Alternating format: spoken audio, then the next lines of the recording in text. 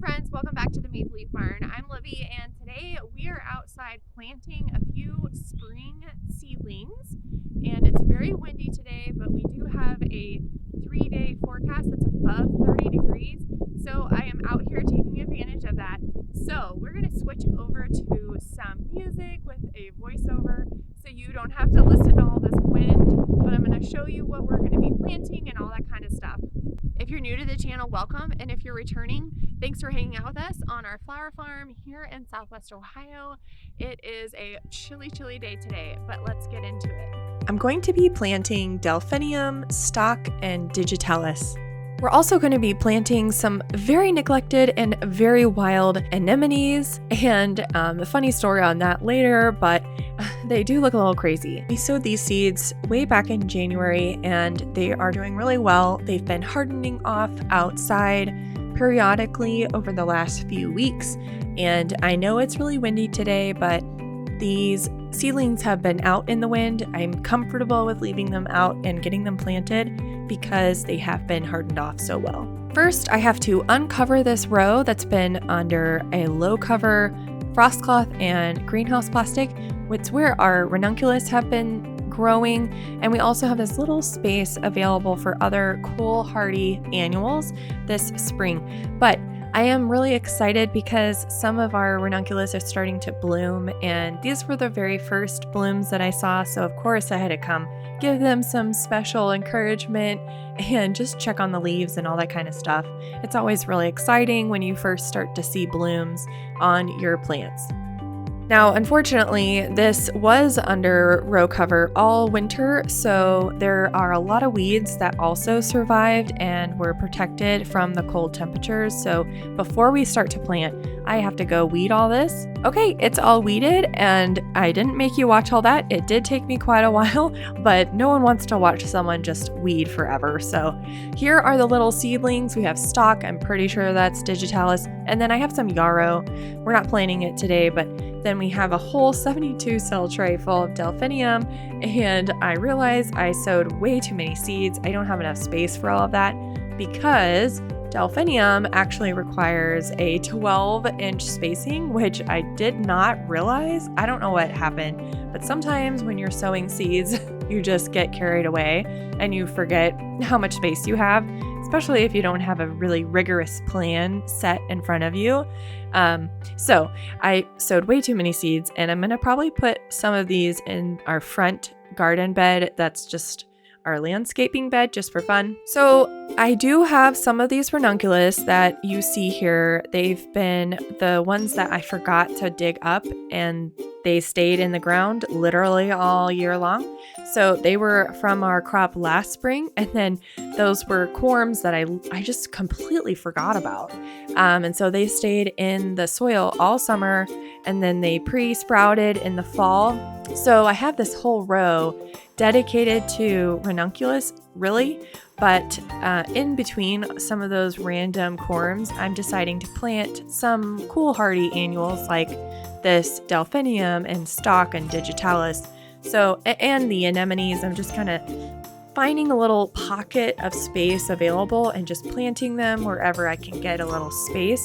So I realize that's not super effective, but it's going to work for this year. And then next year, I'm going to try really hard to get all the corms out so we don't lose anything. Obviously, we didn't till this row after the summer crop was over, so we did have those germination on the ranunculus corms, which is just kind of fun. It's a fun thing, you know, sometimes to be surprised by what happens in the garden. But in any case, they're looking really good, and I'm expecting blooms from those ranunculus very soon. This particular Delphinium is the Magic Fountain Sky Blue White Bee from Johnny's Seeds. Johnny's says it is a short-lived perennial, so in zones 3 to 7, it can be grown as a perennial, but it generally only lasts about 3 seasons. So you could look at it kind of like a yarrow, where yarrow will be a perennial, but it will have to be re-sown probably after 2 or 3 seasons. So just keep that in mind. it does say that its plant spacing is between 12 to 18 inches. So, if you're growing it as a perennial, you want to have that space for the 18 inch, probably closer to that. But if you're growing it as an annual, you can grow it a little bit closer. And I think that pretty much applies to most plants.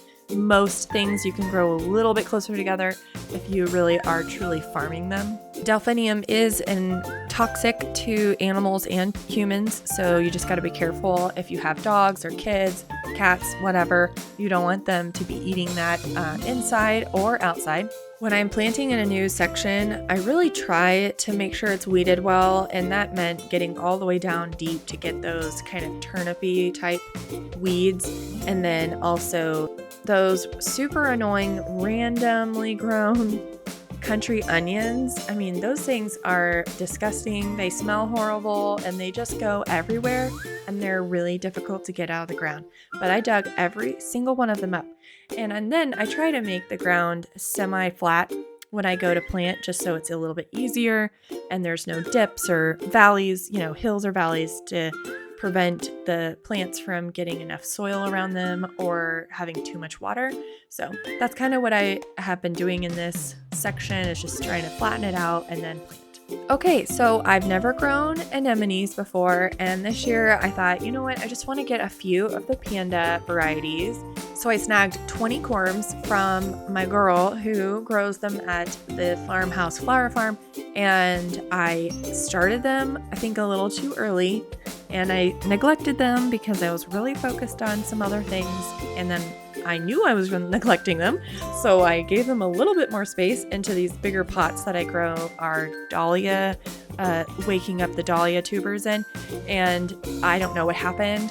It is not normal, but my anemones have these really long, langy looking stems, and then they have new stem and new growth coming up, and I think that's where the flower is going to come from, and it's going to be a little bit better. So I don't know, should I cut these off or do I just leave them? I've never grown anemones, I don't know, but in any case, I'm just going to go ahead and plant them out here in a random pocket in between all the ranunculus and see what happens. And then I'll dig up the corms and do a much better job next season.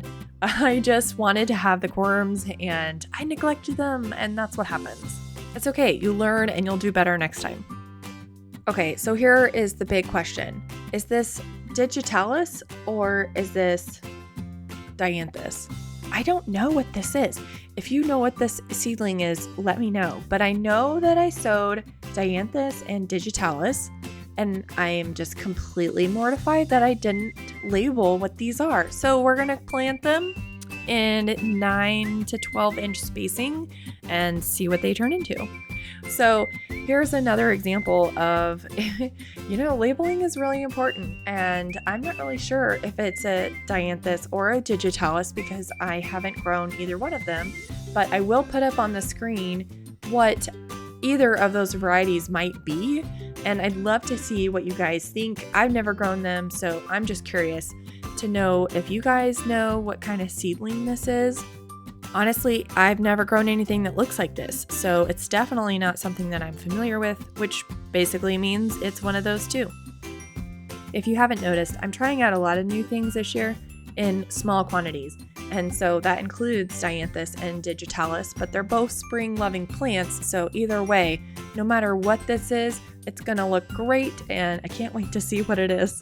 My other suggestion is when you're trying out something new, be it anemones, ranunculus, delphinium, whatever it is, try it out in a small quantity. Don't go overkill.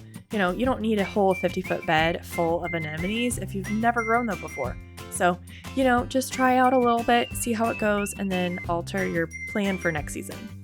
Everything's planted, and I'll give you an update when they start growing a little bit bigger and I know what they are and when they start blooming. Thanks for watching. We'll see you next time.